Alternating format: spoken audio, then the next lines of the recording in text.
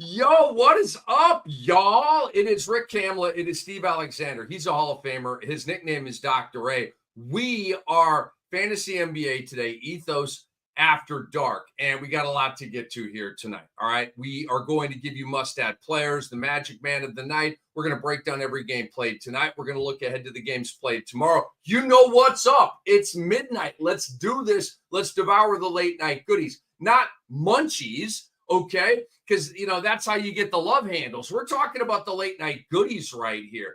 And so grab a Coke or something, stay up late with us tonight, and let's watch some hoops. We got a couple of late night games here. The Knicks are clobbering the Suns. They've been up big the whole game. They're up 13 right now, mid fourth. And as we speak, the other late night game here is Golden State and Atlanta. And Golden State has had the Hawks at arm's length the whole night. We will get into all the fantasy goodies from these games, all the games played here tonight. And we encourage your questions, okay, whether you're watching on YouTube, you're watching on Discord, you're watching on Sports Ethos Fantasy Basketball, wherever. All right, give us your questions. We love them, and we will answer them later on in the show. And before we tip things off, here's a word from our sponsor. It is Bet Online. They are the world's most trusted betting platform and your number one source for online betting. Remember that, okay? From the earliest odds, which is important, to in-game live betting, BetOnline provides you with all the action and the ability to monetize and capitalize on vibes during the game as it's happening, okay? Live betting is amazing. With the largest selection of odds, they got you covered. Everything from college football, pro football, NBA, college basketball, NHL, UFC, MMA. Head to BetOnline today to get in on the action with America's most trusted site for online wagering. BetOnline, the game starts here. Doc, we have had quite a few bombastic performances here tonight on this Wednesday in the NBA. As I say hello to you, my friend, who's your Magic Man of the night. Well, first of all, how dare you not mention that my Los Angeles Clippers are the late game of the night, hosting the Orlando Magic. Those are all my guys. I got everybody on the Magic. Okay, so you want to know why? Okay, I'm on YouTube TV. I go to the multi-view. I'm in Central Florida. There is a blackout. I cannot watch the Orlando Magic. Okay, there is one negative byproduct to cutting the cord from DirecTV and going with YouTube TV. And you have just found it, Doc. And thank you for the reminder. It's a complete buzzkill to me that I can't watch Magic basketball. Somehow, some way, some governmental official has to figure this out. Like, Doc, does that make any sense to you, bro? That I'm in Central Florida and I pay the money to get League Pass and I pay the money to get YouTube TV and I can't watch the Orlando Magic play basketball. Does that make any sense to you at all? A little. Like, I get it. Because all the rules were set up in like 1980, 1984, when satellite dishes were just coming in.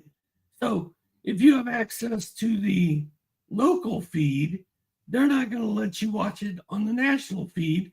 But the way everything's set up today, you don't have access to the local feed. I don't have local NBC or local ABC or local CBS or local Fox. I don't have those channels. You're done. You're screwed. You're toast. You can't watch my guy Norman Coffey. They're my boys, man. I can't watch my boys. Sucks. It sucks. It absolutely sucks. Okay, Magic Man. Yes. I almost went to my indie rock stupid self and got all over Isaiah Hartenstein. Welcome back, baby. But I just cannot ignore the guy I rip on a lot. Giannis Antetokounmpo, 41 points, 9 boards, 8 assists, a steal, only 1 turnover, 17 of 24 from the field. And of course, no Giannis line is complete without a but. He hit 7 of 14 free throws, buzzkill. But he was awesome. He was. It was a Hulk smash night tonight, Doc. He was coming downhill. And he ruined our October in November. He killed it. I was all in on the Bulls. I know. The Bulls got plucky there for a minute in the fourth quarter, and then Giannis just started going Hulk smash again. And look, the Bucks are, and that was one of the things I said last night. I told y'all I'll take the Bulls plus 8.5. I'm now 5-2 ATS this year, so I took a rare loss. And the Bulls were in it until about 2 minutes left, and then the Bucks kind of separated a little bit at the very end of the game. But this to me, Doc, was the turn the corner towards, okay, now we got a little momentum in Milwaukee because they had not been able, they win a game here and there, and then they stub their toe. They win a game and then they stub their toe.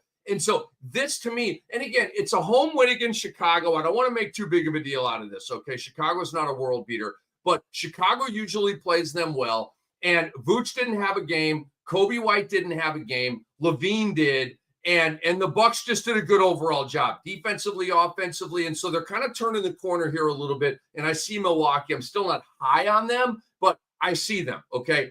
I see him coming down the track a little bit. Doc, my magic man of the night is a guy that I have banged on a lot, including last night, okay? Joel Embiid. Doc, hello, Joel Embiid. Welcome to the 2024-25 NBA season, about a week before Thanksgiving. I mean, Doc, it's better late than never, okay? If you want to show up to my party at 1:30 a.m., when we're all buzzed and falling asleep and eating leftover pizza, okay, you can show up to the party at 1:30 a.m. I would prefer you showed up to the party at 9, okay? Like, let's get it on. Let's have some fun, all right? He showed up at 1:30 a.m. 35 points here, Doc, 11 rebounds, 2 assists, a block, a steal, and a 3. And it's not a Hall of Fame performance, but he played 35 minutes, by far his most minutes this year. And it's by far the best game he's had this year. The hope is he continues to build on this and puts bricks in the walls. And now he stays at the 30-plus point plateau. And there's no reason why he wouldn't. Paul George blew a tire again tonight. We'll get into that more in a second. Maxey did come back tonight. We'll get in more into that in a second. But there's no excuse. There's no reason. There's no justification, no rationale for Joel Embiid not humming at 30-plus points per game. You hit it. Now stay there, okay? So that was good to see. Although Memphis beat Philly tonight, even with this game by Embiid. You missed the most important part of his stat line, in my opinion. He shot the same number of free throws that my magic man, Giannis, did. 14.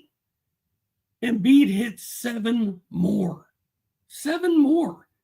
He shot 100% on 14 of 14 shooting from the free throw line. Giannis hit 50%, only hit 7 of 14. Like, I know, Rick, you don't care that much about free throw shooting, but free throw shooting is that little extra thing that Joel Embiid does that pushes him to that upper tier when he's healthy. And he'll also give you a 3 a game, right? He'll give you the big man stat line. He's a pretty good steal guy, too. I mean, look, he's a terrific overall player. Joel Embiid is an all-time great. He is arguably, Doc, I've said this for a long time, he's arguably the most skilled offensive center in league history. I'm not saying I'm saying he's right there with Hakeem, with, when you talk about offensive skill, you got to bring Cat into the picture. You got to bring Dirk into the picture. You clearly have to bring Jokic into the picture, okay?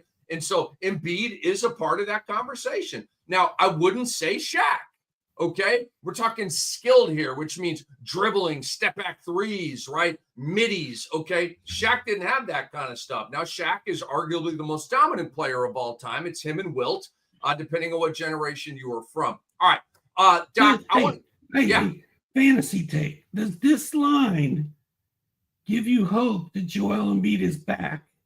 And would you trade for him? No. No, yes and no. Okay. Yes, I think Joel Embiid has gotten to a point now where the expectation is you're going to hit us with a first round value stat line every night. But, Doc, no back to backs. I'm waiting on the other shoe to fall here in terms of maybe another injury or maybe some damn thing popping up with the yeah, but guy that is Joel Embiid. What's a yeah, but guy, Cam? A yeah, but guy is, all right, blah, blah, blah, blah, blah, blah, blah. Yeah, but, and he's da, da, da, da, da, da, da, da. Okay, he's a yeah, but guy. There's always something with Joel Embiid, Doc. There's an orbital bone fracture in the playoffs. There's a horrible game 7. There's a major knee surgery. There's a you're humming, you're the MVP of the league. You blow a tire, now you're not the MVP of the league, right? Olympics. He's a yeah, but guy. The Olympics. Exactly. Yeah. All right. He was on the U.S. Olympic team, yeah, but he sucked and he was out of shape and recovering from injury. Yeah, but it's time to move on to the next topic. I like that transition right there. We want you to join us, guys. It is Rick Kamla, Steve Alexander. We are Fantasy NBA today. Ethos After Dark. We want you to join us on Discord and drop your questions in there. We will take some time at the end of each episode here. We promise to answer as many questions as we can. Okay. So if you're listening to this episode on the podcast feed, you can find our Discord link in the description. Please go look for that. And if you're tuning in live, the link is in the live chat comments because our great producer, Andre Lemouche, takes care of that. Final, Golden State with a 120-97 win over the Atlanta Hawks. And hopefully you all had Dubs minus whatever the hell the point spread was, because this was a runaway. This was an absolute gift from the ATS gods. Wednesday recap, let's dive in. Doc talked a lot about Giannis. And so Dame had 25 and 10, solid stat line. Lopez is cooking, Doc. He had 21 tonight. Chris Middleton continues to put the ski mask on and say, put the money in the bag and steal money. Okay. But Doc, the Bucks are now 6-9. And so, like I said, I'm kind of seeing them a little bit right now. From the Chicago side, my takeaway is Zach LaVine. Doc, you know that he's my number 2 in 30 deep. He is literally the barometer for my team. And so I need a big year from Zach LaVine. Got another big game from Zach LaVine tonight. I really love the fact, Doc, that he has played through 2 separate injuries this year. And he did miss a little bit of time, but it wasn't long, Brandon Ingram. And he's come back and he's been a very, very consistent performer this year. So what strikes you from Chicago, Milwaukee outside of that stat line from Giannis? All of the Milwaukee Bucks points basically came from 5 guys and like 2 other like nothings. Those 5 guys, Giannis hit 17 of 24 shots. Brolo, Lopez, 9 of 12 shots. Damian Lillard, 7 of 17. Gary Trent, 3 of 6. AJ Green, 6 of 9. Those guys, they shot 55% as a team. I'm guessing those 5 guys were probably almost at 60%. That's not sustainable. That's not going to happen. Taurean Prince, starting lineup, 0 points. Andre Jackson, starting lineup, 0 points. The bench, very minimal. The Bulls should have won this game, but the Bucks, they couldn't play defense, and the Bucks couldn't miss. I mean, that you've diagnosed a problem that we've talked about here, Doc. The Bucks are super top heavy, and you've got to have players 6, 7, 8, 9. Okay, Pat Connaughton, dude, he sucks. Okay, I mean, like Pat Connaughton's gone bye-bye. Do you look at Pat Connaughton as a rotational player right now? Like, I mean, no, he didn't play tonight. He's out. I'm just saying, but he like helped them win a championship, so that ship has sailed. Okay, NPCD. Andre Jackson, a young guy who's not ready to play primetime basketball in a contender. I mean, we could go on. Okay, like DeLon Wright. I'm not a DeLon Wright guy.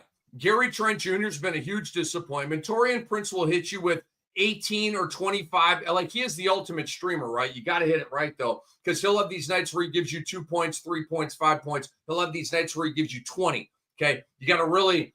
It's a super roll of the dice with Taurean Prince as a streamer.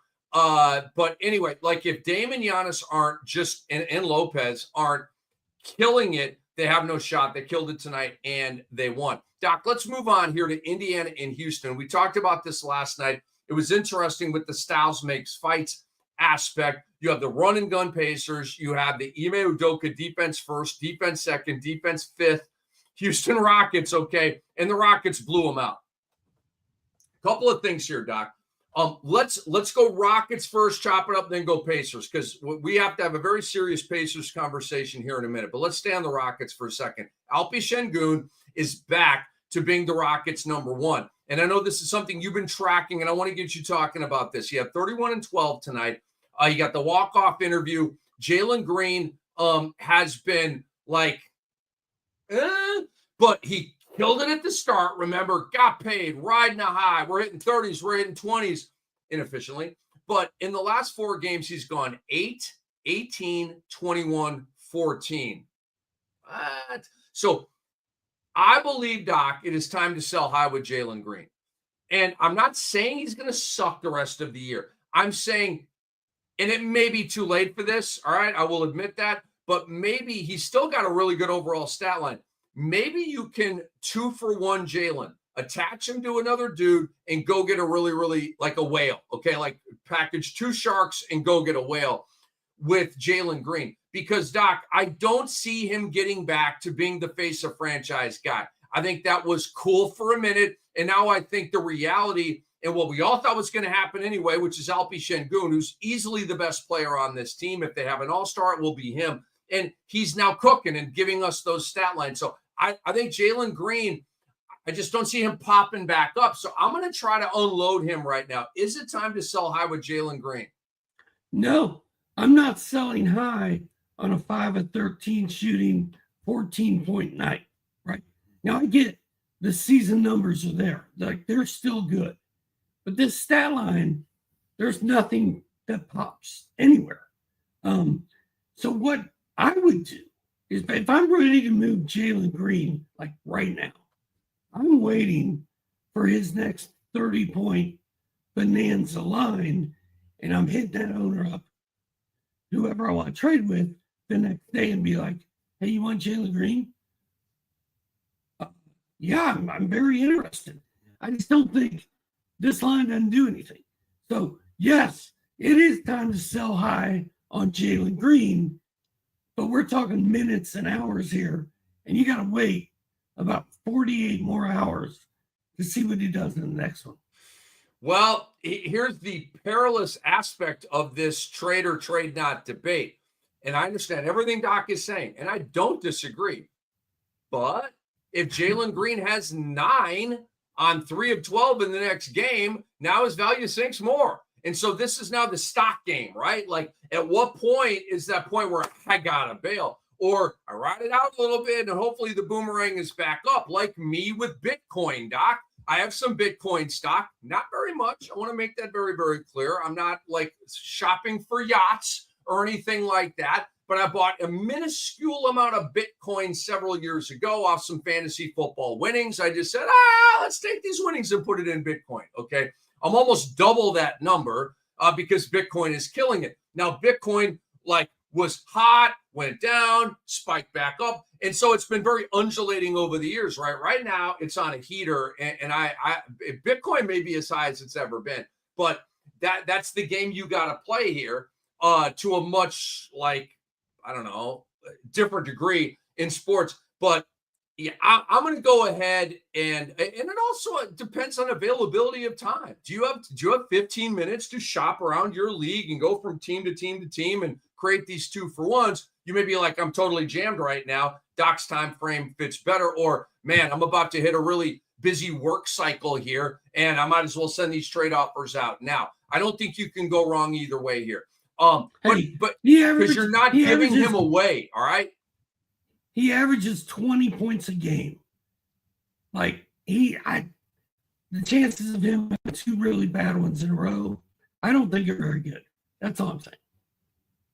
I hear you, brother. All right, let's get to the Indiana Pacers side of this, okay? Doc, Tyrese Halliburton. Whoop, whoop, whoop, whoop. It's DEFCON 1, bro. Okay. The Russians are at our door. Okay.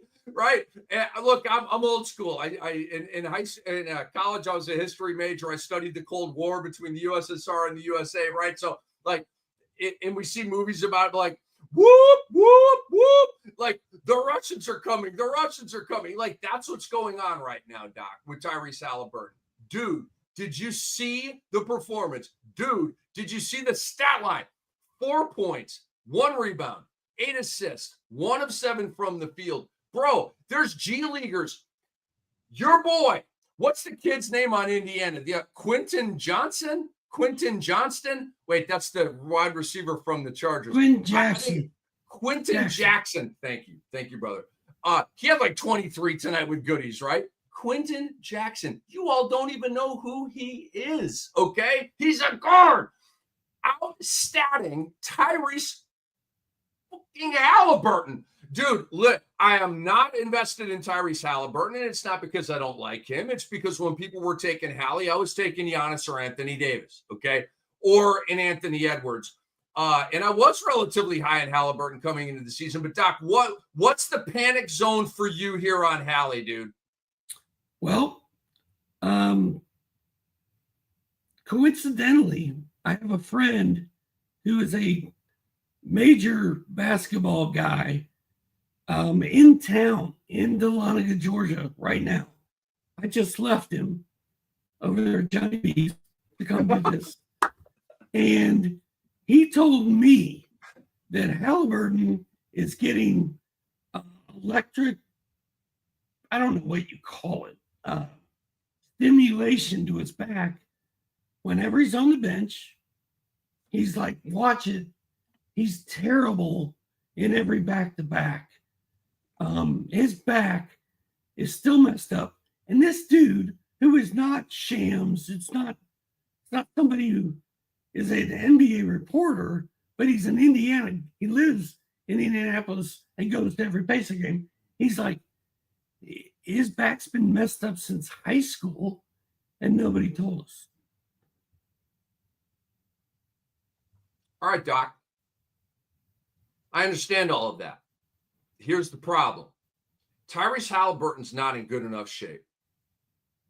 If you are more muscular and better conditioned, you're not dealing with this.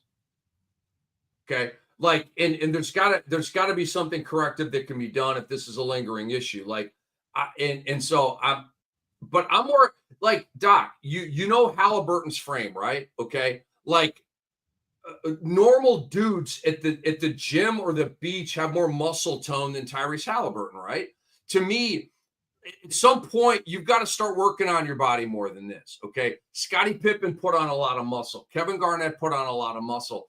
And I'm not saying you've got to be this rocked up Adonis out there, but you can't be the skinny dude that gets sand kicked in his face at the beach either by the bully. And that's what he looks like. Okay. He's just got this droopy, doughy, non-defined muscle tone body. And I think it's a problem, dude, because if you, Doc, he's young. He's not 34.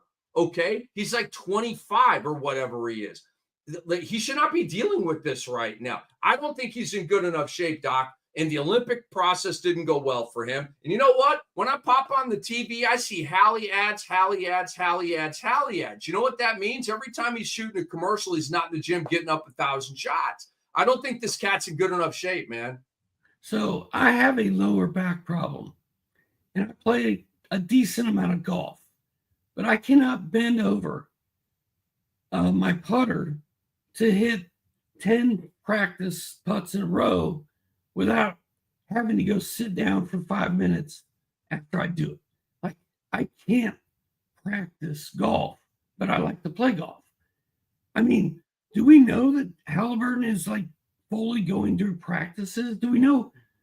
We don't know anything about this back injury except that it's there and it's lingered, but nobody's told us anything about it. And if it really was there in high school, probably not going away.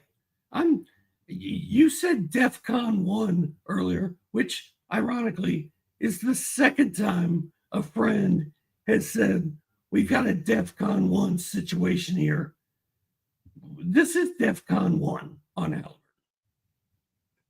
By the way, DEFCON 1 is the worst. Okay, DEFCON 5 is like the mild version. DEFCON 1 is, again, the Russians are at the door. We have a nuclear situation afoot, and look alive and maybe get your doomsday prep on. That's where we're at with Tyrese Halliburton right now. I want to make this abundantly clear. The CNNs and the NBCs are not live with coverage right now of an actual nuclear situation. I'm just saying with Halliburton, that is what's going on here. And honestly, Doc, you know me, I'm allergic to real news. Okay. I don't watch the local news. I don't watch the network news. I don't follow news feeds on Twitter. Okay. So if we were in fact under attack, I wouldn't even know.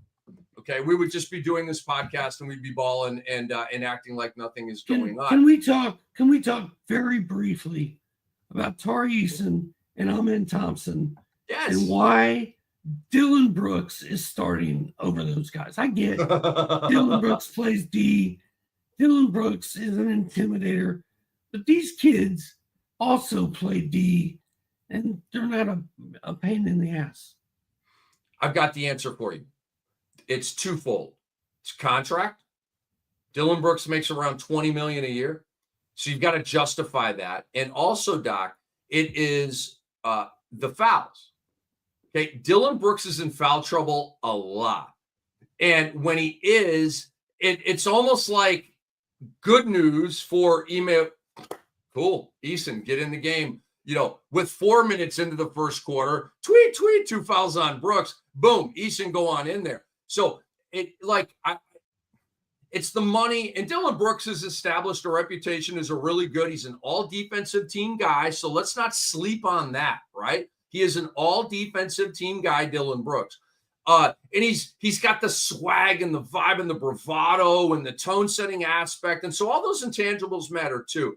But, Doc, it's just like, all right, let's put him out there. He's going to guard the opponent's best player. And if we hear tweet, boom, then I downshift to these other guys. And maybe, Doc, maybe Ime Udoka would rather have Dylan Brooks dealing with some foul trouble than Tari Eason or Amen Thompson dealing with foul trouble. Just saying. It's an interesting thought, though. Okay. All right, dude, let's move on to Memphis's victory over Philadelphia. And Joel Embiid was my magic man tonight, okay? So we'll leave that in the rearview mirror. Tyrese Maxey returns tonight, guys, and he was dreadful. 8 points, 3 rebounds, 2 assists, 3 of 13. Clearly a shake off the rust game. We love Maxey. He'll be fine. It's really good news that he's back. You know what else is good news, Doc? Jared McCain in a Maxey return game, in a game where Embiid had 35. Jared McCain and 20 points, 5 assists, 3 I think 5 assists, 3 threes. I didn't write that. I just wrote down the numbers here. 3 threes, 2 rebounds. But a really solid game, okay? In a Maxey game. To me, that was incredibly encouraging for Jared McCain owners. And, we were on him last week. You got to go get Jared McCain here and ride it out. But, Doc, I'll just say this and get it over to you. Paul George left tonight's game with a hyperextended knee. Malika Andrews said on ESPN that it's a knee injury that was dogging him about a month ago. Here we freaking go again, Doc. Paul George back on the shelf with another injury. Shocking.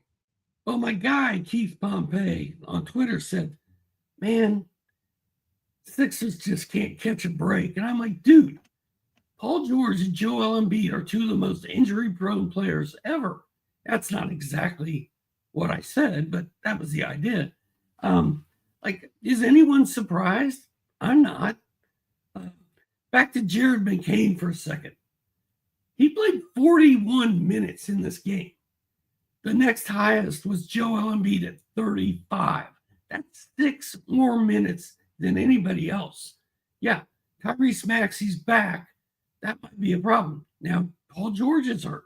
And guess what? After that, Joel Embiid's going to be hurt. Then it'll probably go back to Maxey. Stay in the game with Jared McCain. Just hang on to him. So you remember, Doc, we talked about Stephon Castle looking really sticky in the San Antonio starting lineup when Devin Vassell was out and Malachi Branham had an injury there, and he's now back for San Antonio. But they got Castle in there next to Chris Paul, and the stat lines were like, they were good, not great, right? But solid, like you wanted on your team. 10 points, 3 rebounds, 6 assists, a block, a steal, a 3, like just a solid overall stat line.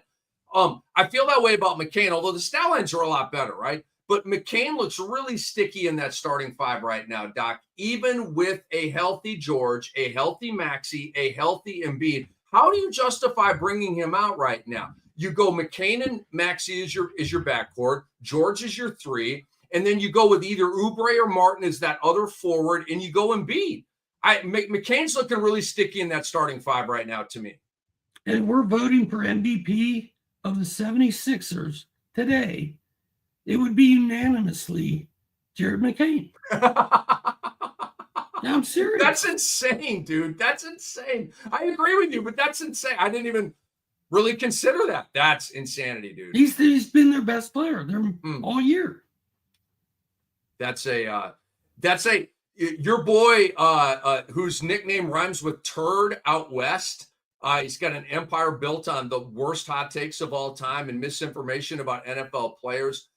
You just dominated him there with that take right there. He could spend all week trying to come up with some silly, stupid ass hot take, and it would all fall on the sword. That was what you just said. That was a beautiful take. All right, just quickly here, I want to make a point about Scottie Pippen Jr. He had a horrible stat line tonight: 8 points, 4 rebounds, 3 assists. Doc, I think some fatigue is setting in with Scottie Pippen Jr. right now. The last 4 games, it's not they aren't droppable stat lines, but they're like, all right, where are we going here, Scottie Pippen Jr.? Are you going to like bounce back up here and get us back to flirting with triple-double status, or are we like going to kind of die out and have to send you back to waivers? So I do want to talk about this because tonight he had 8 points, 4 rebounds, 3 assists. That's a waiver wire stat line. But I want to tell you not to drop him because of a mistake that I made last year. Doc, Isaiah Hartenstein got the gig with the New York Knicks, okay? And he was cooking, and the stat lines were big. And then he hit a lull, and he went like 3 or 4 games with lame stat lines. And I had him in the Cam Dynasty, and I traded him for a second-round pick. When I offered him to the guy who lived in New York City, so that was by design. I'm like, this guy's definitely going to bite on Hartenstein. He's a New York City guy. And he did. Immediately accepted the trade, okay? And I immediately had like buyer's remorse. I'm like, oh, crap, that was pretty quick. Did I just make a mistake? Boom. Next game, Isaiah Hartenstein, huge stat line, and then went like Anthony Davis stat lines for the next month. And I was like, yep, he was fatigued. Yep, he was kind of like in a rut or whatever, but I pulled the plug on Isaiah Hartenstein way too soon, okay? Again, this was early in the Isaiah Hartenstein ascent last year and missed out on all of it because of that. That was a mistake by me. So with Scott, I want to play that card here with Scottie Pippen Jr. And if we're talking about this 2 weeks from now, okay, send him back to waivers. But Doc, he's playing a ton of minutes. He's more extended than he's ever been in his NBA career. And I think there's a little bit of fatigue and heavy leg setting in here, but guys overcome that somehow, some way athletically. I don't know how. That's on them. We just analyze what we see on the court. But I just want to make the point to people, don't get an itchy trigger finger here with Scottie Pippen Jr. Yeah, it's interesting because we know that Ja is going to be back soon. And what does that do to Scottie? How soon? I feel like he's getting close. What do you have a report from the Memphis Commercial Appeal? Is this random speculation? What the F? As I gather most of my news, I saw something on Twitter today that led me to believe that he was getting close. I can't tell you who it was from. It could be total malarkey. But I also woke up today and found out, I woke up this afternoon. I think it's total malarkey, okay? Yardbarker, Ja Morant teases return from injury despite no official report. I don't know. Maybe he's coming back, maybe he's not. But did you know Isaiah Hartenstein was going to play today? I did not. Exactly. Yeah, that's a good point, dude. Good point. Like Ja, I feel like Ja is sneaking back. But, we don't get a lot of... I hope you're right. I'm heavily invested in Ja Morant. I would love to have his services again. We don't get a lot of news out of Memphis. Also, for those of you who don't know, I had throat surgery and it messed up my vocal cords, so my voice is weird. But anyway, but he's a GOAT. Y'all deal with it. Scottie Pippen, I'm with you. I think you hold for now until we find out more information on Ja. And even when Ja was playing, Pippen was balling. He was putting up decent numbers. And welcome back to Desmond Bain. Yeah, he had a really good line tonight. Scottie Pippen Jr. was definitely rosterable with Ja Morant. That's a great point, Doc. That's another reason to hang in there with him. And maybe like when Ja comes back, he's still going to play 25, 26, 28 minutes a game. Maybe then like there's less of a load and we get more bang for the buck. Don't drop Scottie Pippen Jr. We both agree on that. Now, Portland at OKC tonight. OKC got a win by 10. Isaiah Hartenstein came back and went off. 13 points, 14 rebounds, 3 assists, 4 blocks. And Doc, like, is he going to do that every night? No, but he's probably going to do relatively close to that every night. 13 and 14 is a pretty healthy, robust double-double. For it. What was he last year with the Knicks last year, Doc? Like 9 and 10 or 8 and 9 or something like that. Like his stat line wasn't that great with the Knicks last year. It was good, but like 13 and 14 to me is I don't expect that every game from Isaiah Hartenstein, but I do expect around a double-double. I do expect at least 2 stocks per game. But it's great to have him back. They need him with Isaiah Joe out and with Chet Holmgren out. And look, you're paying him $29 million a year, and that was a $29 million per year stat line tonight. And Chet, in my opinion, is only going to be back for like the last week or 2 of the regular season. Like, he's not coming back anytime soon. That means Hartenstein's locked in to this job. His injury was to his hand, so we don't have to worry about it. His feet and his legs.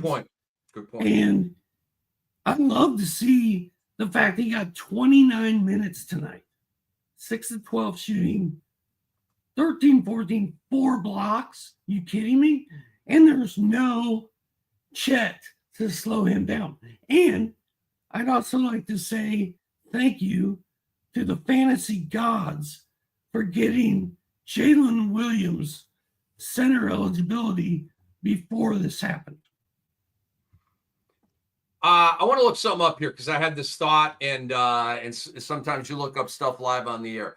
Doc, Jalen Williams is gaining on Shai Gilgeous-Alexander for overall fantasy value on basketballmonster.com. Right now, Shai Gilgeous-Alexander is at number 4, which is where we had him overall coming into the season, behind the cluster of Luka, Jokic, and Wemby, and then SGA. All right. Anthony Davis has crashed that party. He's currently number 3. A lot of us were taking Anthony Davis 5th overall. I certainly was. And so he's right around where we thought he would be. But Jalen Williams right now, Doc, is at 8th. Okay. SGA is at 4th. And in terms of the value, and it's like a PER or a passer rating number, or a GAA number in hockey. I don't know how they came to this number, but they have a value by SGA of 0.72.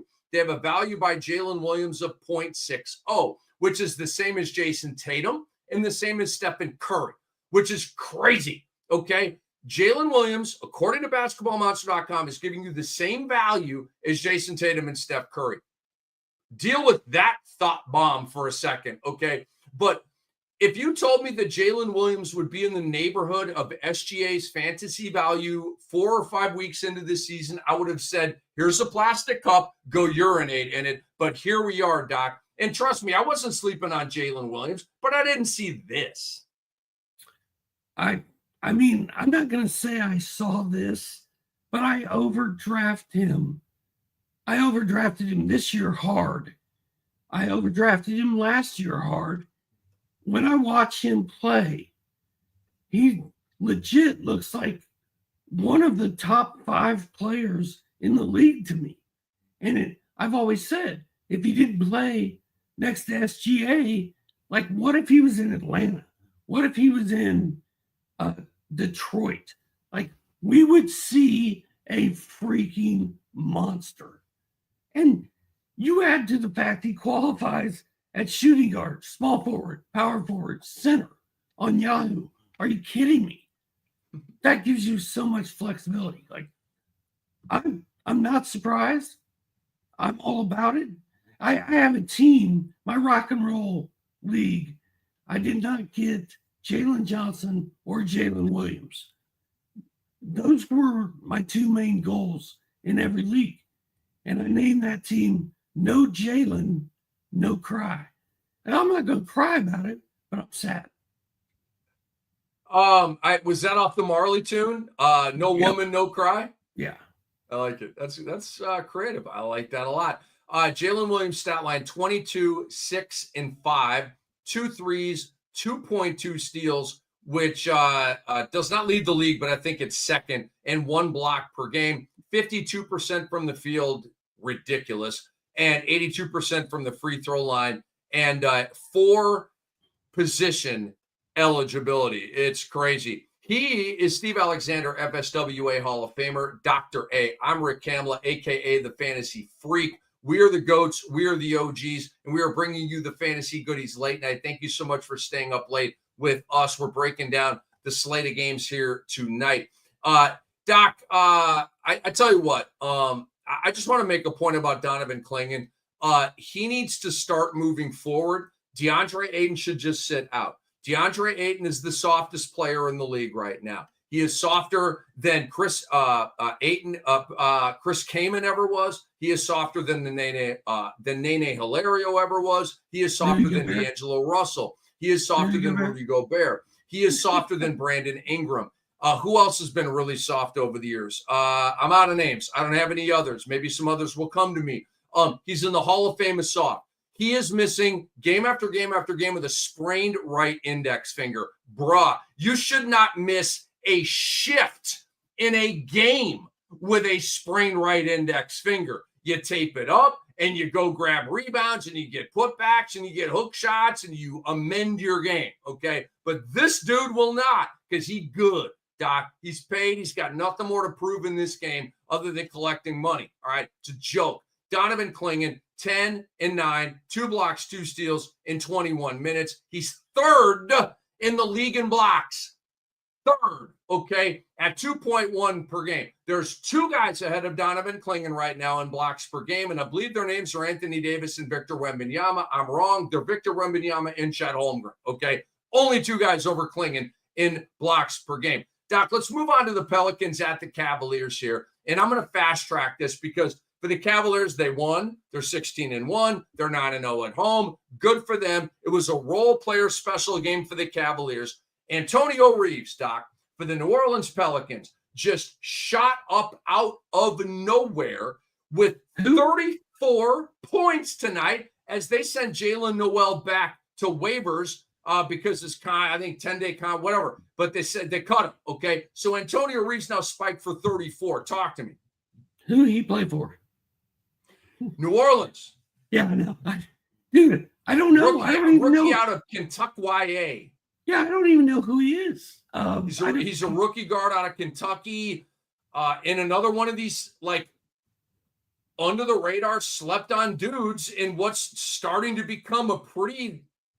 Well, dude, don't you think that we slept on this draft after watching Connect and Clingan and Katzel? Like, this is a pretty good draft, dude. I didn't sleep on any of them. None. Connect was my guy going in. Like, I want Connect. That's why he's on my Cam Dynasty team. Dude, this New Orleans lineup. You have Clingan too, don't you, in Cam Dynasty? I have both of them. Bro, nice pulls, man. This lineup that New Orleans is running out there right now, it's epically bad. Like, epically.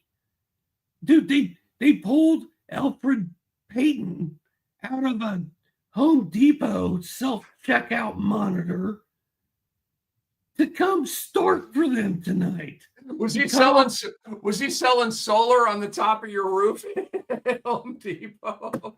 Dude, Alfred Payton started at 11 points, 5 boards, 8 assists. Like, that's a pretty good stat line. That's a Chris Dunn stat line. The Clippers Chris Dunn.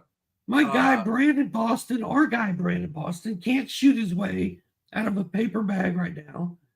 And then Antonio Reeves comes out of nowhere, plays 40 minutes, scores 34 with a nice stat line in a complete blowout by the Cleveland Cavaliers.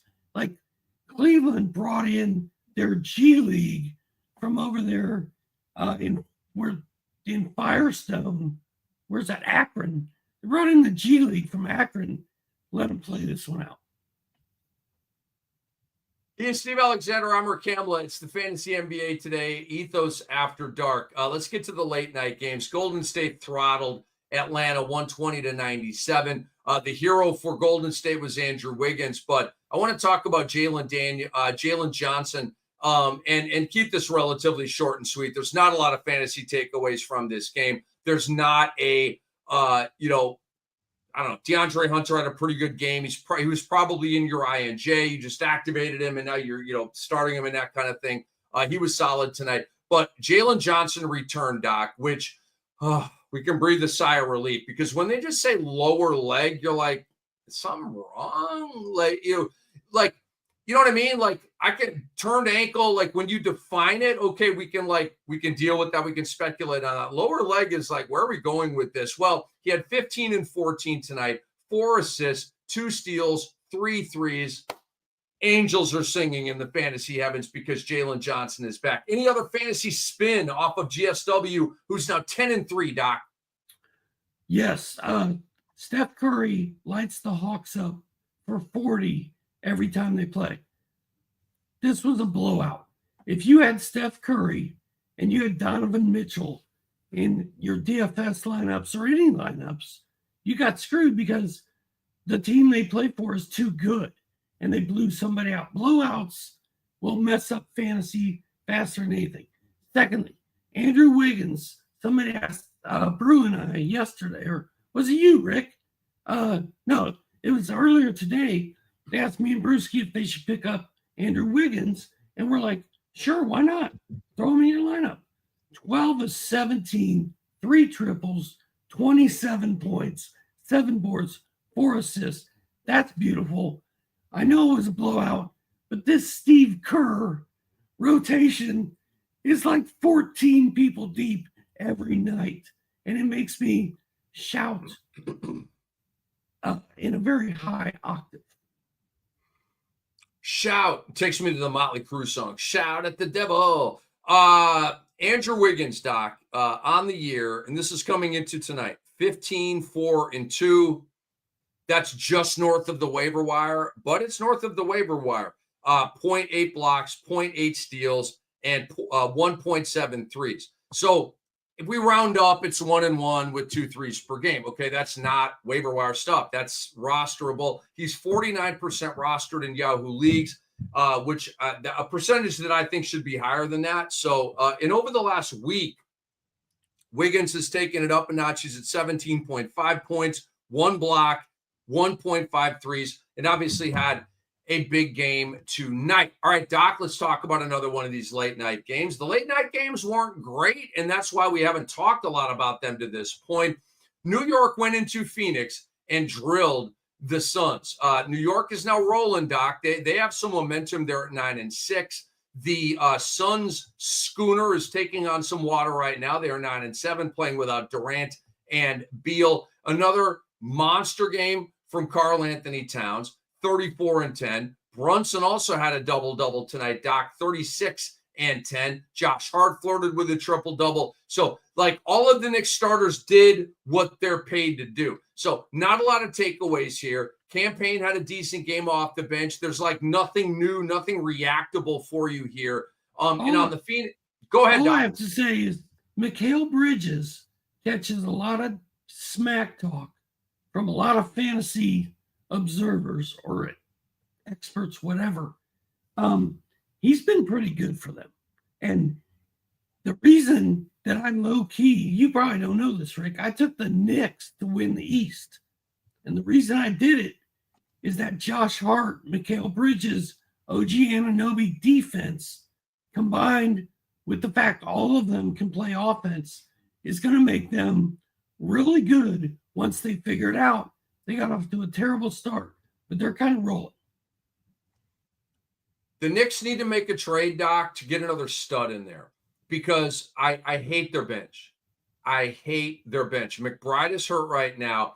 If you have McBride in campaign, but like, what do you hit me? Huck Porty, Dottier, Sims, like, come on, man. Like, Achua's on the shelf right now. Like, their bench isn't even close, bro. It's not even close. And we know Tibbs is just going to run his starters 40 minutes a game and run them into the ground. Okay, we already know he's going to do that, and they love that. They want to take on those minutes. But, like, for me to get back to New York's going to beat Boston in the East, like in the playoffs, New York's got to add a guy or two because they went from 2-1 with the Dante and Randall for Cat, and it's worked out. Cat's been awesome, but you went from 2 studs to 1. They got to make a trade to get another stud back, and so that's just my take on the Knicks. One more game here, Doc, and the last game we will talk about on tonight's slate is the Orlando Magic and LA Clippers, and the LA Clippers get a win, Doc. They're 9-7. Ty Lue, dude. Ty Lue's 9-7, Doc.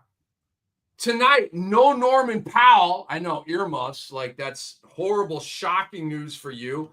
Kawhi Leonard, you've got Harden and a bunch of role players here. They just beat Orlando, really, really elite defensive team. So I'm just impressed with the win here. Zubac's had a double-double. Harden had a solid game. Again, you did not have Norm Powell tonight, but you just got, 8 from Derrick Jones, 7 from Dunn, 5 from Batum, 7 from Bamba. He lives. Jordan Miller had 8. Kevin Porter had 10. Like, they've got this, it takes a village mentality. Coffee had 18. Dude, how about the Clippers at 9-7? I'm very, very impressed that they're 2 games over 500 right now. Dude, I love the Clippers. Like, that's my squad. That's my whole 30-deep team. I knew with Norman Powell out tonight that Coffee was going to get it done. Didn't have a great stat line. I think he scored 18. Derrick Jones Jr., solid. Like, the Clippers are pretty good. They're pretty good. 9-7, they're in this. What if they get Kawhi? What if they get Kawhi back? That's a big if, Doc. That's a big if. I want to jump back to Phoenix real quick. We didn't hit them. Royce O'Neal, 33 minutes, 6 to 12 shots, 17 points, 4 boards, 2 assists, a steal, 5 triples. He's righted the ship. The shot is back. I think it might be safe to pick up Royce O'Neal right now. And then the other thing, you and I kind of thought that the Knicks were going to shut down Devin Booker with OG Anunoby, Bridges. But Booker actually got loose, scored 33 points, 5 assists, no goodies, 2 threes. But props to Devin Booker for playing through those double teams from some of the best defenders there are. I got no props for a guy that makes me look bad and faulty here on Fantasy NBA Today. Ethos After Your Dark. logic was sound, dude. He played incredible. Shout out to Booker, man. I love me some Devin Booker, but I thought they would blanket him. They did not. He did get loose, as Doc said. All right, we want you guys to interact with us and check us out on YouTube. Join us on YouTube for our live shows where you can drop your questions in the chat. Make sure you don't miss any of the new episodes. Subscribe to the Sports Ethos channel, okay? Do it now so you don't forget. If you're enjoying the content, support us by giving the video a thumbs up. That really helps us, okay? I think Antonio Reeves is a must-add, Doc. And I want to go beyond, if Jared McCain's still on waivers, if Andrew Wiggins is still on waivers. And, like this is really deep, okay? If you're in a 10-team league, you're not looking at him. If you're a 12-team league, you're probably not looking at him. If you're in a deeper league than that, though, you got to look at Antonio Reeves. Because think about this. I believe there's a paradigm shift going on with the Pelicans. They let go of Jalen Noel, who's a veteran, who's a Band-Aid, if you are trying to win and stay relevant and stay solvent, okay? And I'm not saying the Pelicans are giving up. I'm saying that I think the Pelicans have transitioned more to, let's take a look at the young guy that we drafted and see if he can sink or swim. Boom, 34 in his first sink or swim game. So like Jordan Hawkins, like Brandon Boston, I believe that now they're going to explore this and they're going to give Reeves time and see what they have in their draft pick. What do they have to lose except more games? Their record is upside down. Their season is completely cratering. So for those reasons, I think they're going to really take a long look at Antonio Reeves. And if you're in a deep league, I believe he's somebody you need to look at. Let's get on to Thursday's look ahead here, Doc. And Orlando will be on Thursday night in the second of a back-to-back at the Lakers. And I do have another ATS pick for you, Doc. I'm 5-2 on the year. All right, took an L tonight with the Bulls. Cool. Still a confident cat, trying to make you some money out there. I'm going to take the Lakers -4.5. I thought the stat line would be larger. It's not. It's 4.5. It'll probably be bet up tomorrow. So this would be one that I would strike on right now if you're buying my theory. Orlando's in the second of a back-to-back. Suggs and KCP match up well with Austin Reeves and Dalton Connect. It might not be I can tell you right now, Connect is coming back to earth after that out-of-body experience that he had. LeBron James and Anthony Davis are mismatch nightmares for the Orlando Magic. Can Jonathan Isaac guard these guys? No. Can Franz Wagner guard these guys? No. Can Tristan Da Silva guard these guys? No. Can Goga Batadze guard these guys? No. Okay. They're going to feast on Orlando, and they're going to be the difference in this game. Like, you know how the bottle, you spin the bottle a lot, Doc, right? And it'll be Reeves with the walk-off, or, Connect got all the love after last night's game. Tonight, I should say, it is going to be a usual suspects game for the LA Lakers. Braun's going to have a huge game. Davis is going to have a huge game, and they're going to get their 7th straight win, and they're going to cover the 4.5. Interesting. The Magic are known this season anyway for being a really good defensive team. But can Goga really handle Anthony Davis and LeBron? I don't think so. I'm with you, man. Lakers are at home. They only got to win by 5. I'm in. I'm with you. The Lakers are rolling right now, dude. They're rolling. I think Jalen Suggs, I could be wrong. I think he got banged up tonight. I saw him rolling around on the floor. Okay, well, I don't think it's a thing where he's like going to miss a game. I think he got banged up. Well, here's the thing with that, Doc. It's a short road trip. It's a 3-game road trip. But when you get to that last game of the road trip, they may just say, all right, let's get them off the floor and let's lick our wounds and just get back to Orlando. That may happen. That may not. Okay, don't hang your hat on that. The other thing is Orlando's a terrible road team. All right, they're a terrible road team. They're an elite home team. They're at LA. LA always plays better at home in front of the glitz of their crowd. Let's get to a streamer here, Doc. We'll do this on each game. Go ahead. The Magic are 2-7 away. The Lakers are 7-0 at home. And like you said, dude, this is the last game of their road trip. They just want to get home in one piece. Lakers all day, dude. I'm gonna put my house on it. But don't put the Porsche on it, Doc. Put your house on it, but not the Porsche. All right, a streamer for this game for me is Anthony Black, Doc. Especially if there's something going on with Suggs. But like, I look, are there streamers on LA, streamers on Orlando? Like, is Goga Batadze a streamer? Yeah, maybe, but he's going to have Davis to tangle with all night. So I think Anthony Black could have a decent game. He could hit you with 10 points and 5 assists and a couple of threes and a couple of steals. Anthony Black is my streamer from this game.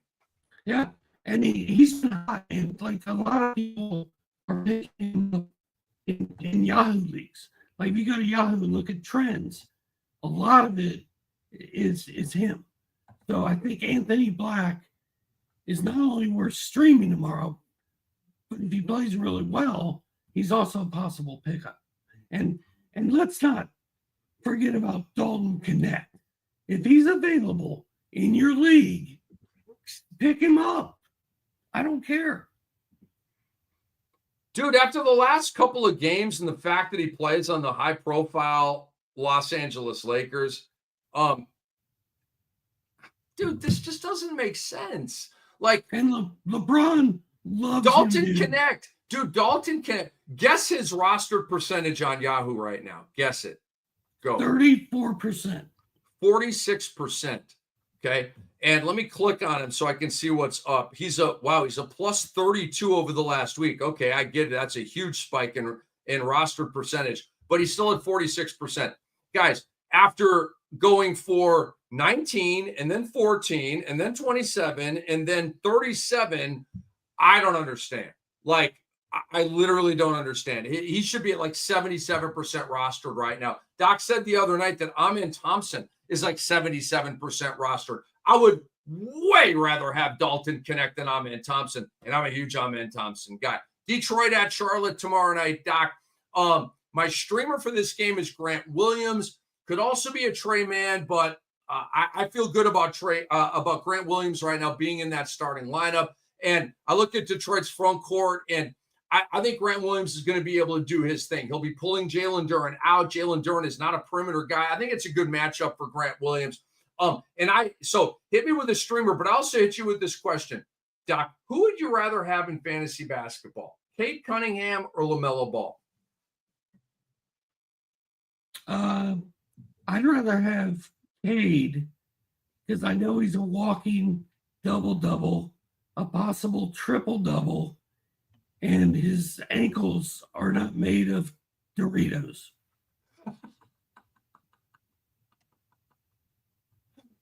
I love that, dude. I love that.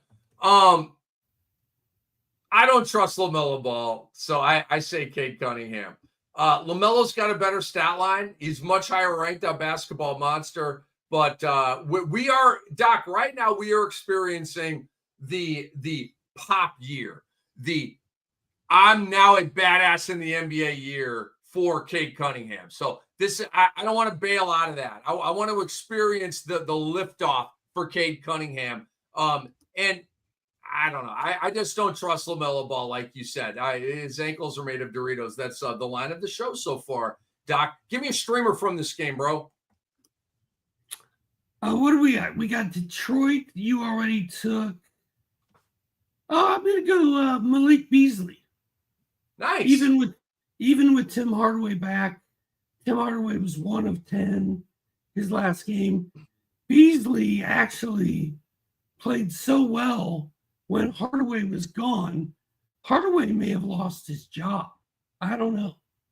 But Beasley has been hot. I'm going with Beasley. All right, Minnesota at Toronto. I want to warn you about Minnesota -6.5 because I looked at that and I'm like, the Wolves should destroy the Raptors. And then I was sobered up when I looked at the game log for the Minnesota Timberwolves. And I saw there was an unsavory road loss, and it's escaping me. But I recently saw Minnesota go up to Portland in the worst baseball series in NBA history and blow back-to-back games to the Blazers, okay? So obviously Minnesota's got a travel problem right now. Stay away. They may win that game by 20, but I look at patterns. I look at the history for the team, and the history for the team this year does not support Minnesota laying 6.5 at Toronto. It just doesn't. Just word of the wise, okay? And I want to say Agbaji is my streamer, and he should be rostered already, but I know that he's not, with these percentages the way they are. Ochai Agbaji is going to have a game. He always does. And so, Doc, I want to just say this. Jaden McDaniels is on the rise right now. He's got my attention. I do need to see more. But over the last week, Doc, he's at 11 points, 5 rebounds, 2 assists, 1.7 1.7 threes, 0.7 blocks, and 3.3 steals, which is not a sustainable number, but it's huge, right? So the fantasy goodies are there. 11, 5, and 2 is a PRA. But I see Jaden McDaniels, Doc. His stat lines are progressively getting better and better. And I'm wondering if eventually he could ever get out of the 3-and-D thing and become like a 17 or 18 point per game guy, right? So I'm kind of looking at Jaden McDaniels and I'm liking what I'm seeing right now. Yeah, I talked about him last week. I just was like, shout out Jaden McDaniels. Better than I thought he was. My streamer, and I'm reluctant to say this, but I'm going to go with Davion Mitchell. No Emmanuel Quickly. No Scotty. The last 2 games, Davion has scored 11 and 10 points, 4 and 5 assists, a steal, 3 rebounds, a couple threes. But the minutes are what intrigue me here. 33, 32, 33, 33.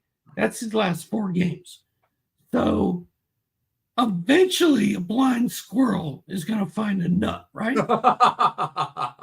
And Davion Mitchell is going to play 35 minutes in this game.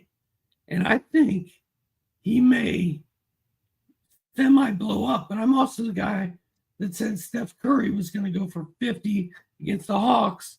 And they blew him out and he never had a shot. Well, I mean, if it was a close game, you would have been right. But, you don't have to take that L in ignominy. You don't have to do that. One last game later tonight, Thursday night. It is Utah at San Antonio. And I have another ATS delivery for you here. Spurs -3.5. Doc, the Spurs are feisty at home. We've talked about this all year. Heck, last year, we noticed this. They're feisty at home.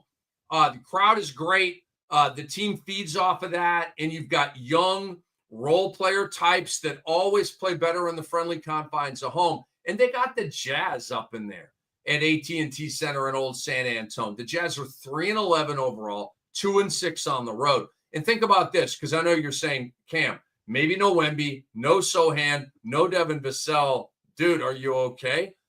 They just beat Oklahoma City without Wemby, without Sohan, and without Devin Vassell. Okay, so that doesn't automatically mean that they're going to cover the spread against the Utah Jazz. All right, but I'm just telling you, the predominant theme here is that San Antonio is very feisty and very confident at home. Okay, so I like the Spurs -3.5 tomorrow, Doc, and my streamer is Stephon Castle. He's been great, man. I told you, I probably told everybody 100 times. 2 years from now, Stephon Castle's going to be a second or third round draft pick in your fantasy draft. I love him. Vassell looks like he's out. Chris Paul exerted all of his 40-year-old man energy the other night when he hit 4 triples out of nowhere.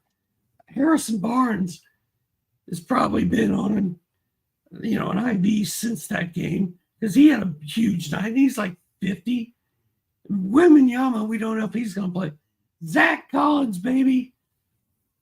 It's Zach Collins all day. Zach Collins is questionable for this game. So hopefully he's like on the positive side of questionable. Keep your eye on that, okay? Just in case Zach Collins does miss games, this would not be the first. So I want to encourage you guys, if you're enjoying the show, and hopefully you are, and we appreciate you guys staying up late with us as always. We want you to support the show. The best way to do that is by subscribing to the podcast, leaving us a 5-star review, making sure you download and listen to all of our episodes, including some that don't happen live. So please help us out with that. And again, we love the eyes, we love the ears, we love everything about this late night gig with you all. So for our great producer, Andre Lemouche, for Dr. A, I am Rick Kamla, encouraging you to stay tuned because we're going to be back in just a little bit answering some questions. But today's episode was presented by Bet Online, and we will see you again Thursday night at midnight for the late night fantasy goodies. Take it easy.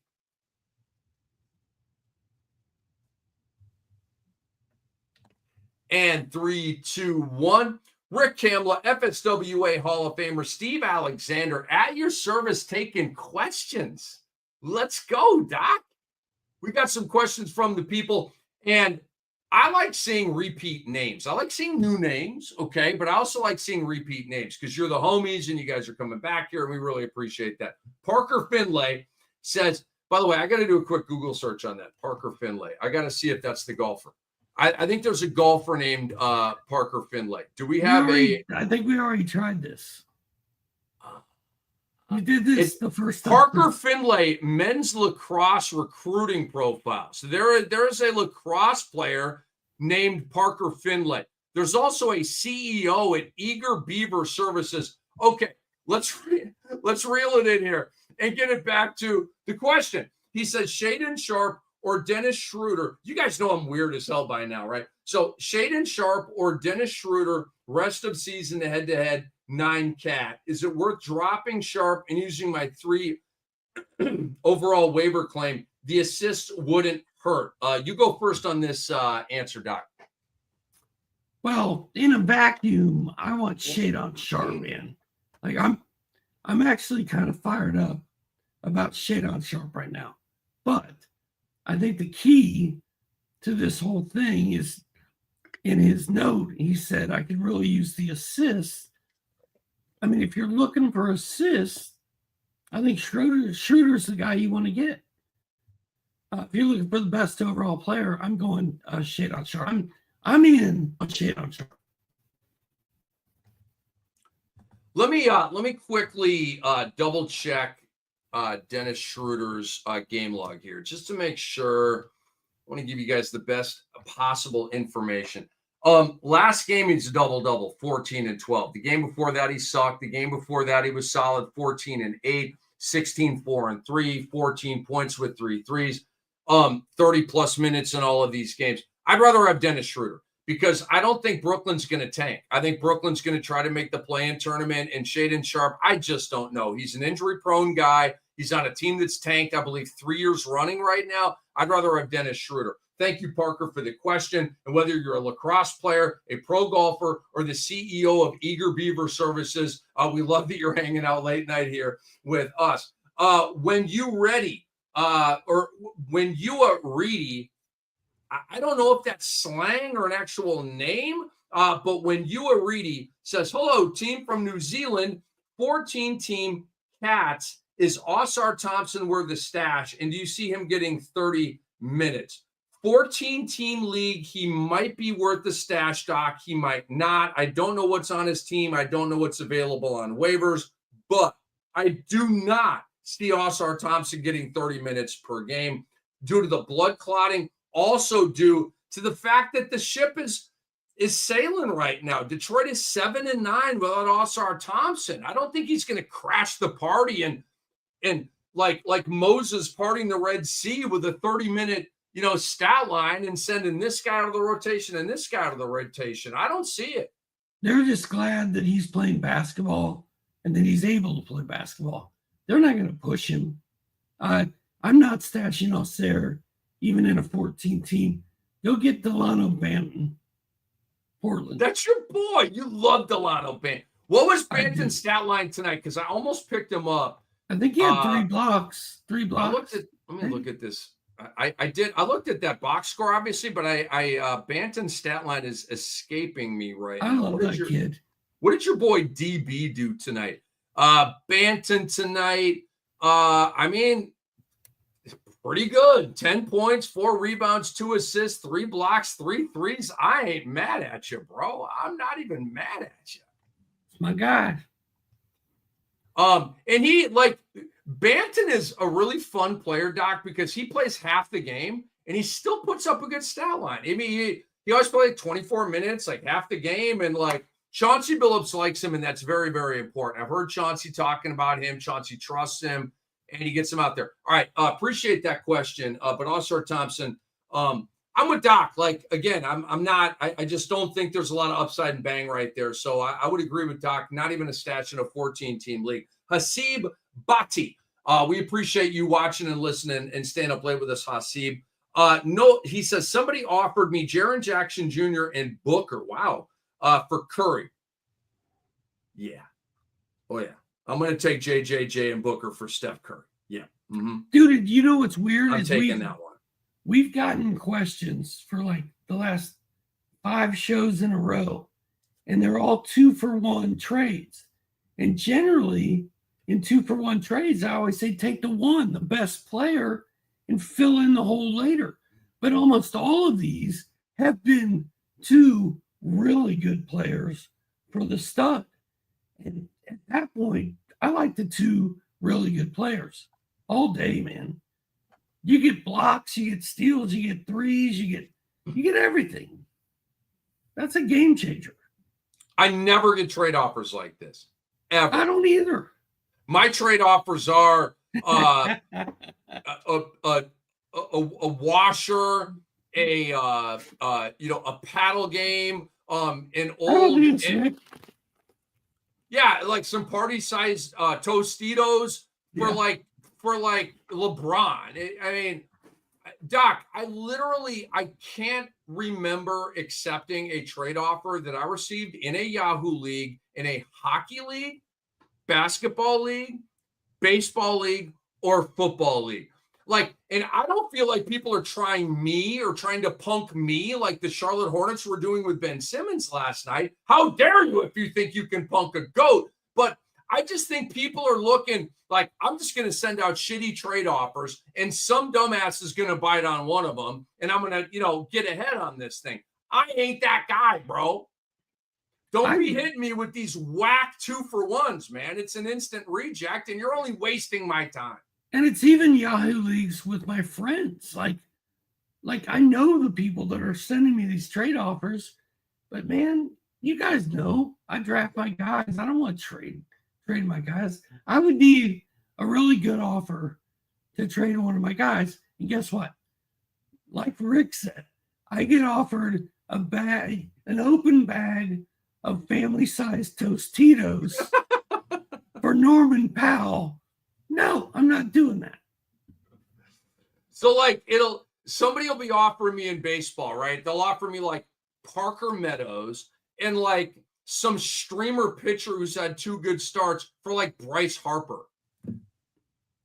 Screw you, buddy. Like, what you think I'm dumb here? Look, all you have to do is go to the matchup and go to my Yahoo profile and see my ratings. That's all you have to do. And you will see the GOAT status out there. I'm not making some whack trade like that. Anyway, it is Fantasy NBA today. We're up late with you guys. Ethos After Dark, Rick Kamla and Steve Alexander. Hasib, thank you for that question. Daniel Pacelli asks us, is Robert Williams a hold, a head-to-head 10-team 9-cat? You go first here. Boy, this is tough, Daniel Pacelli. You just hit a nerve with probably the biggest Time Lord fan outside of the Williams family. No, I'm not that big of a Time Lord fan. I respect the Time Lord. Okay. Unlike a lot of players I talk trash about, I don't talk trash about our Time Lord. So Time Lord, I think in a 10-team league, he's a drop because I have him in a 12-team league. And I'm like, do I really need him? How much is he going to play with Klingon and Aiden? He's going to get hurt again. So but I'm holding on. I'm hanging in there. But in a 10-team league, there's got to be some studs on your waiver wire. Excellent advice, as always. All right, Doc. Andre Lamouche is saying that this is the last one. Drum roll, please. Admiral Nita. And again, these are the homies right here. Doc Pacelli and Admiral Nita. Where's F. Scott Foster when you need him? Okay, like F. Scott Foster, have you forgotten about us? Midnight, Monday, Tuesday, Wednesday, Thursday. Admiral Nita says, trade Jalen Suggs for Alex Sarr and Keontae George. 12-team, 8-cat. I love the 8-cat, by the way. I love that. You all are listening. Okay. Class, thank you for listening to me. I would give you a gold star or something like that if we were back in grade school. I'm going to flip Jalen Suggs into Sarr and George, Doc. I'm worried about a shutdown for Sarr. I'm worried about a shutdown for Keontae George. I am. But Jalen Suggs' stat line is like, it's really good, but it's not something that you can't replace. It's not like Devin Booker, Donovan Mitchell, SJ. It's not like some badass guard stat line. You know what I mean? Like, so I'm doing the trade.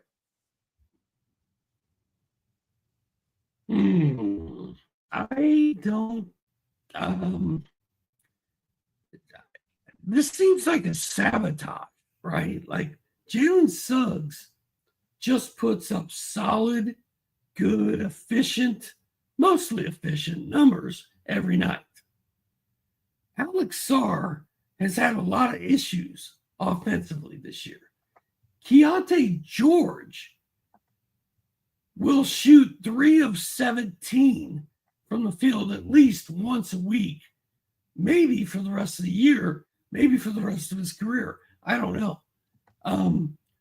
I feel like counting stats-wise, that is an obvious win for Sarr and George. But for the overall benefit of an 8-category, 12-team league team, I think it might do more harm than good. So you would stay pat. You would not make that trade.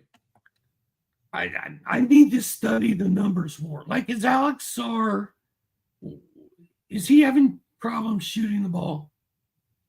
All right, so I got it. I got his numbers right here, Doc. Alex Sarr is having problems shooting the ball. He is at 35% overall, 20% on threes, which is god awful. He's at 10 points, 5.5 rebounds, 2.3 assists, 2.1 blocks, which is third in the league. Okay, he's at 0.8 steals and 0.9 threes, and so he is hitting some three balls. He's taking 4.5 3 shots a game.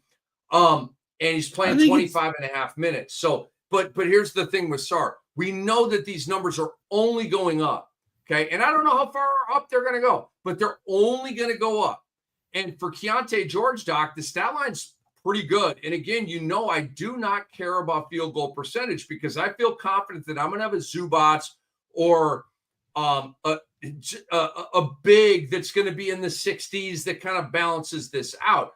Keontae George this year, Doc, is at 15 points, 5.5 assists, 3 rebounds. The defense is non-existent, 2.5 threes. And again, the shooting sucks. He's at 36% overall, 33 from 3.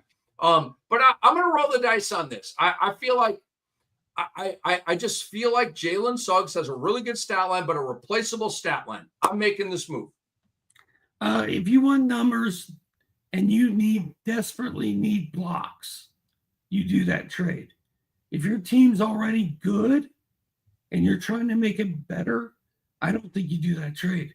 If your team's already good, you stand pat with Suggs.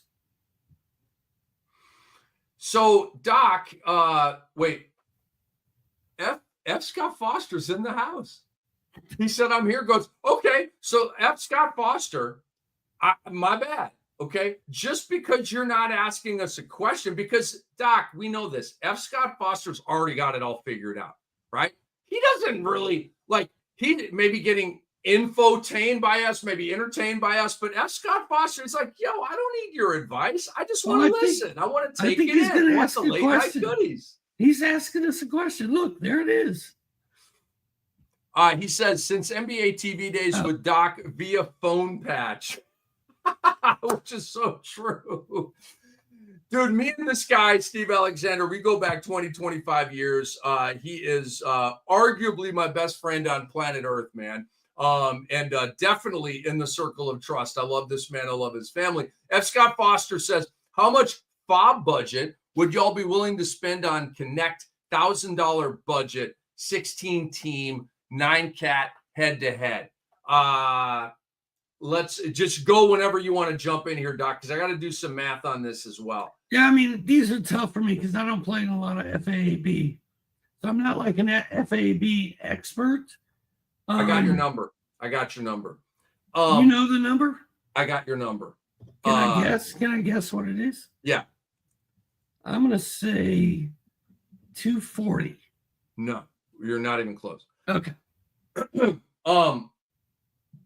This is a 16-team league, which means when a waiver wire discovery happens, you gotta go big.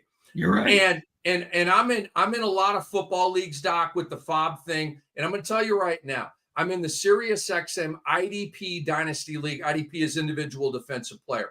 And I spend most of my money before the season begins because in the offseason, Doc, you've got OTA pops, you've got training camp pops. And this is a 16-team league where you've got to work on the margins, okay? There's nothing out there on waivers. It's all margins, okay? So a KJ Britt, an ascending linebacker with the Tampa Bay Buccaneers. Who else did I get? A couple of years ago, I got Trey McBride before he was anything, right? Now he's one of the top tight ends in the league with the Arizona Cardinals. And I did that with an offseason pick, Carson Steele with Kansas City, and he faded very quickly, right? But before the season, I watched him in the preseason. I'm like, Carson Steele's going to have something to say about this season. Boom. You put out like an $88 bid on him. And if Carson Steele pops during the season, he's going for like $600, okay? So I try to do that work speculatively and ahead of schedule in the offseason because I don't really care.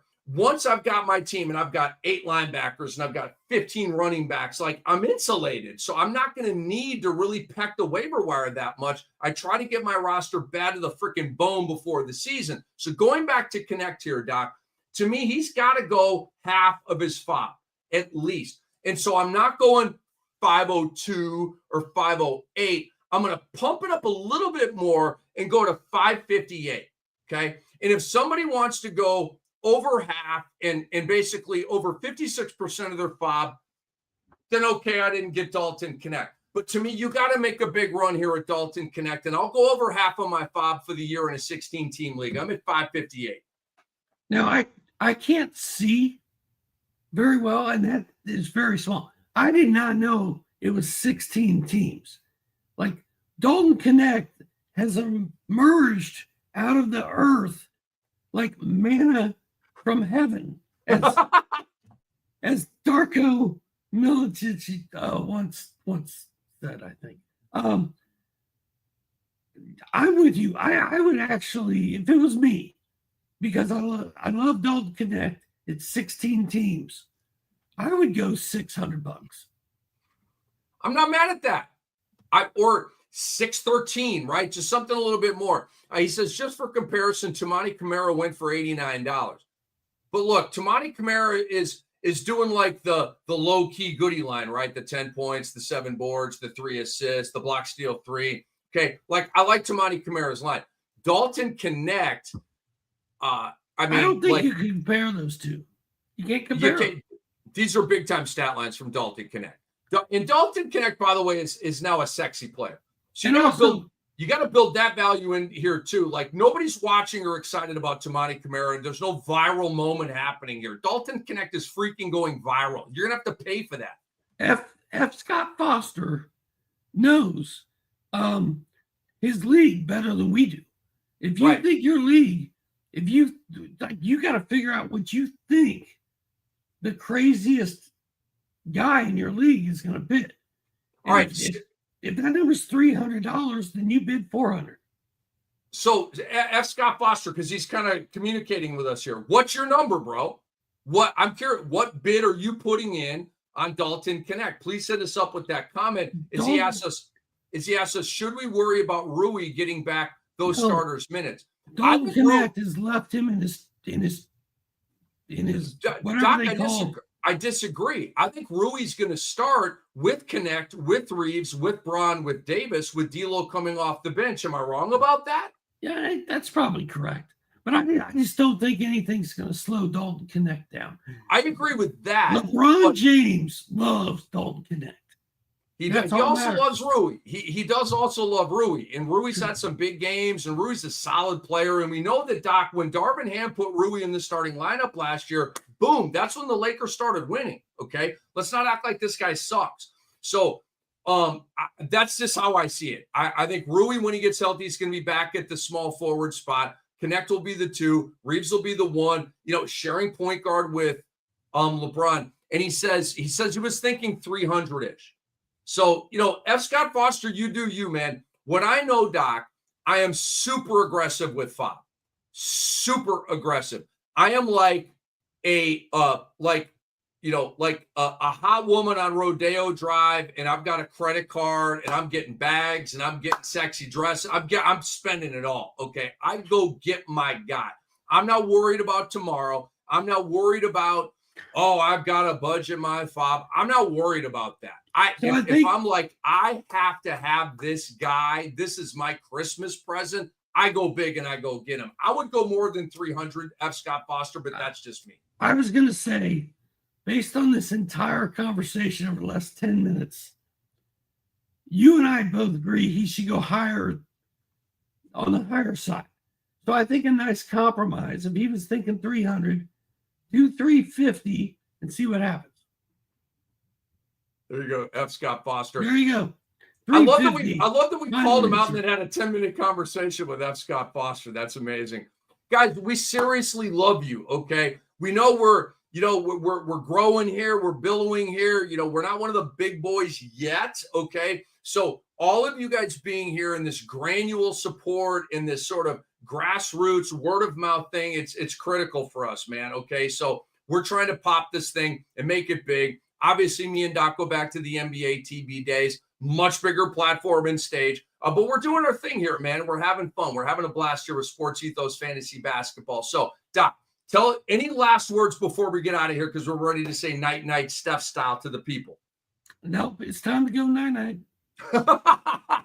For Dr. Ray, for our great producer, Andre Lemouche, I am Rick Kamla. Thank you so much for joining us, y'all. We will be back midnight Thursday. That's Eastern time, okay, here on Fantasy NBA Today. And again, remember, all of our episodes are brought to you by Bet Online. We'll see you soon.